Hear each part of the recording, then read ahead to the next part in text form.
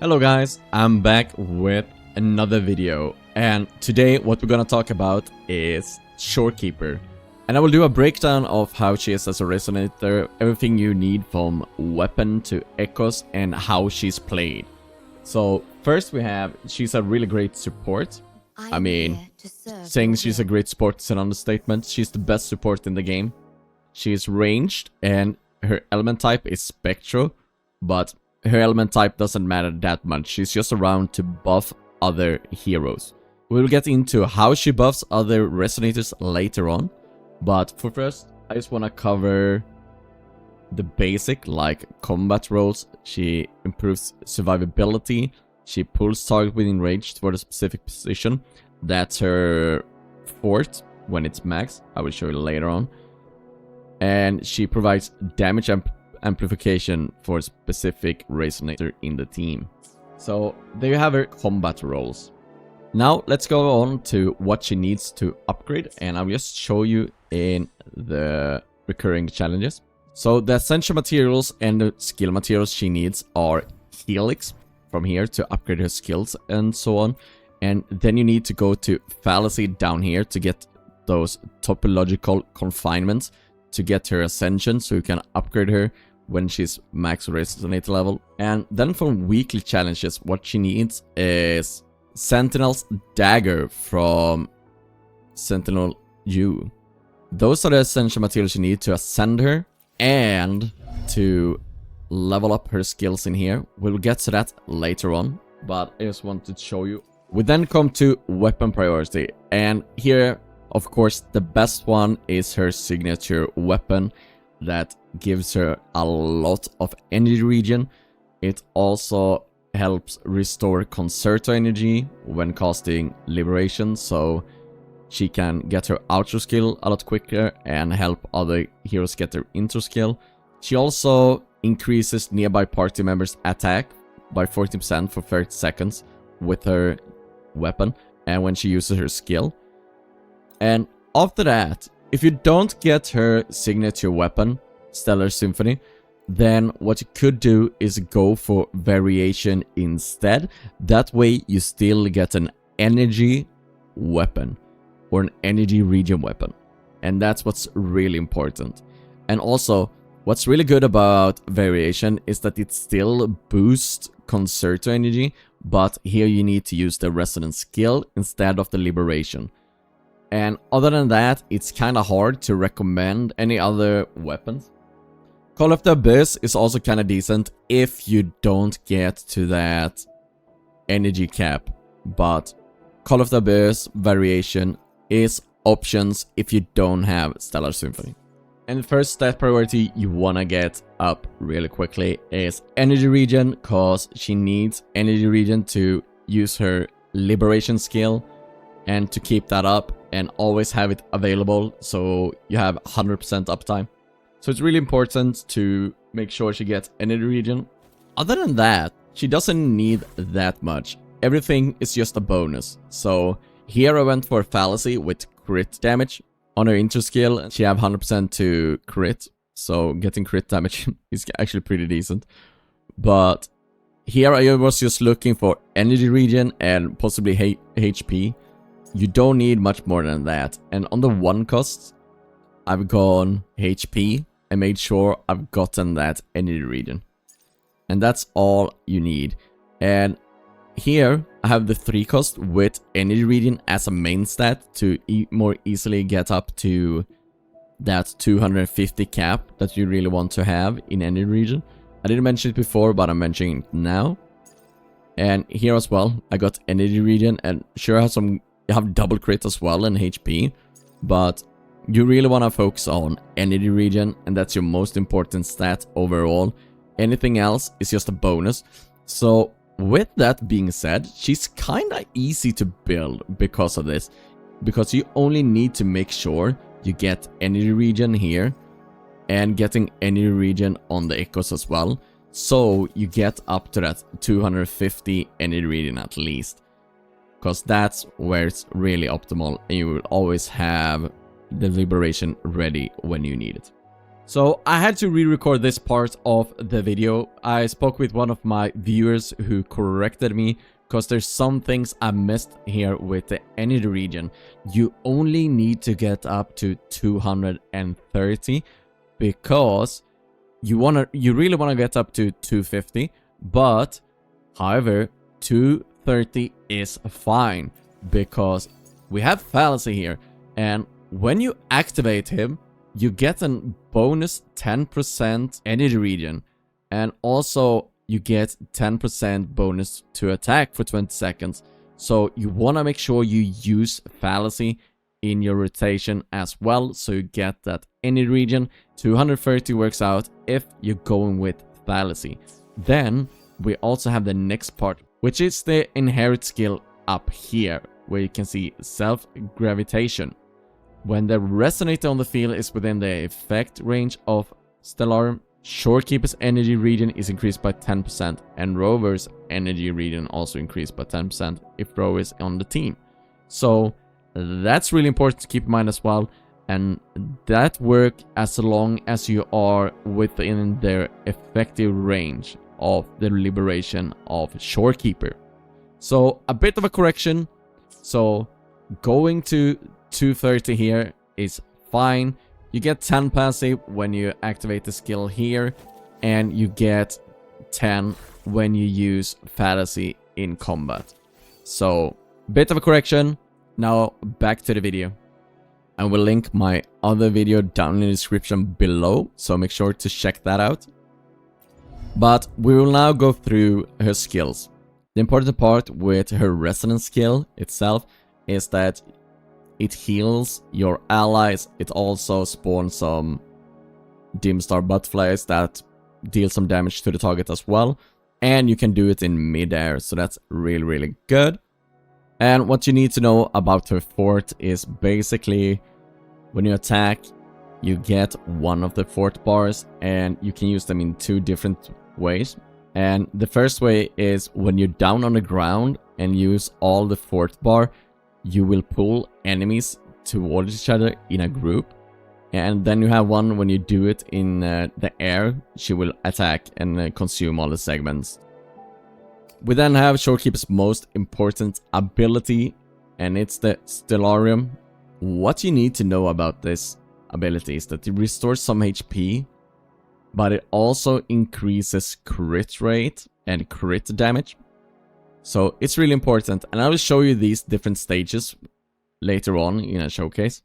You basically have when you create it, and then you need to swap someone out and have full concerto, so they get their intro skill, and that way you upgrade Stellarium basically. So you have the default stage where it basically does nothing and it's just summon. I believe it heals, but then you have the second one where you get a bit of crit. And then you have the third one where it becomes golden and you also get some crit damage. And then in stage 3, when you know that the Stellarium or Stellar Realm is gonna end, you can swap back to Shorekeeper and deal a bit of damage. But you also gotta make sure that you are at the final stage with the golden version of the Stellarium. And then you also need full concerto on that resonator before swapping to Shorekeeper, and it will heal and deal some damage. I will show you. Lastly, we have the intro skill that I just been upgrading because I had the resources, but basically she deals a bit more damage when she comes in, and also she heals a bit more when the intro skill is used as well. So let's go through the priority of these skills as well. So the really two huge skills to upgrade is of course Liberation and Skill. That's what you mostly used Shorekeeper for. Her Liberation to boost crit and crit damage, and also her Resonance skill to heal a bit if need be. The heal is nothing crazy though, it's just nice to have. So I'm on Crownless and I will show you some of these abilities by just entering this fight. And I'm gonna start with Shorekeeper and use the Liberation because we really want that up. As you can see down here, my Concerto is full. So I'm gonna be able to use everything straight away. I'm gonna take a bit easier stage just so I can show you guys all of this. So I will use my liberation. And here is the default liberation that happens. And it's not upgraded or anything. Now I will swap to my Zacess, and you can see it has another appearance. It's now pink, purplish. And that's the second stage. So now I have my crit upgraded. And if I swap to my rover now, you can see it's golden. And I needed to have full concerto there as well. And I have full concerto now. And you want to make sure that the liberation stays for as long as possible, so you get the most damage out of it. And it's actually ended there, but I'm gonna restart it. So there we have it. We now have the second phase, and I accidentally used all of my concerto there. That wasn't really good of me, but there we have it again. We have it upgraded, and oh, Robin doesn't have it upgraded either. Now a full concerto, and this is the special ability that will deal some damage and heal you a bit.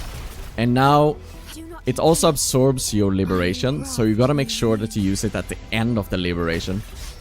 That way you get most damage out of it, and you will also make sure that the liberation isn't on cooldown for your Shorekeeper as well. Because if you end it really quickly, you see here, you still have cooldown on it. If I were to swap over and we're able to finish it. So you don't want to waste your liberation by using it too early. You want to try and get as much damage out of it as possible. But you will learn this over time, and it will become easier and easier for you. So I also just wanted to show you what happens when you get full fort down here and you use heavy attack. At your disposal. What you can do is actually stack them up. Oh. The AoE isn't very large, but what happens is you can stack up enemies with that. I will see if I can find better enemies to do this on. So we have some enemies here. I have full fort down here, so let's just use a heavy attack. Let's see, can we get them to stack? There you see, we can stack them up. It's not a very big AoE, but if you have full fort and using Shorekeeper in the world or in different stages, or you needing to stack them up a bit if you're using like Rover or someone and you don't using someone that can stack up the enemies, you could use Shorekeeper with that heavy attack to stack them up. But remember, there is several different stages of the liberation, and it's really important once again to get into that golden stage, and then when you think it's about to end, it stays up for 30 seconds I believe. And then when it's close to ending, you swap back with full concerto on the hero you're using to Shorekeeper to end it and get that burst damage out and some healing. And then once again you restart the liberation and do it all over again to make sure you have additional crit and crit damage. I can also show you just how much it gives. Here we have 64 and 250. So let's see here. Now I have the liberation. I can use it here. I go into the second phase. And if I just go into my resonators, you will see here I now have 77 almost, and the second stage only increases the crit rate. We know that. Now we're going to the golden. Now we're going to the golden stage, and now I have 25, almost 25 extra crit damage as well. 12.4% crit rate and like 25% crit damage. That's why she's so good overall. And then of course we have the amazing finisher that also ends the liberation. And as you can see, I did it way too early and it's on cooldown. So what are the obvious benefits of Shorekeeper? I mean, it's very clear she is amazing with giving crit rate and crit damage to your heroes, making them even better, and it makes it a little bit easier to use your resonators that isn't properly built as well, because it boosts both crit rate and crit damage. That's really huge, and it just makes it a lot more fun, like knowing that you have even higher crit rate and crit damage, so you're getting that free buff by just using a resonator. Really amazing. What are the disadvantages of Shorekeeper? You tell me. I don't see any big disadvantages with her. Sometimes it's hard to use her depending on what resonators you're using. If the resonators you're using isn't great at building Concerto and upgrading the Liberation, so upgrading the Stellarium, that's gonna make it a bit harder for you to utilize her properly. So I guess that's one of the disadvantages if you're using a bit slower team that just doesn't use Concerto, or doesn't get Concerto up as quickly as many other heroes. That's like one of the really big drawbacks. But, and if you have the golden version, so the third stage of the Stellarium, and you have this copy here as well, upgraded, it will extend the duration by 10 seconds, but also when you cast the intro and go over to Shorekeeper again, it won't end the Stellarium. That's crazy. Really good. But that's just if you got another copy of her, and otherwise it will always end. So what is the conclusion about Shorekeeper? Man, she's the greatest support ever, and you can basically fit her anywhere. But you will have the disadvantage that if some of your resonators are slow at regaining Concerto or gaining Concerto, you won't get that third stage as quickly or as often. But that's it for the Shorekeeper breakdown. Who do you want to see next? Leave it down in the comments below. But as always, thanks for watching, like and subscribe, and I'll see you guys next time.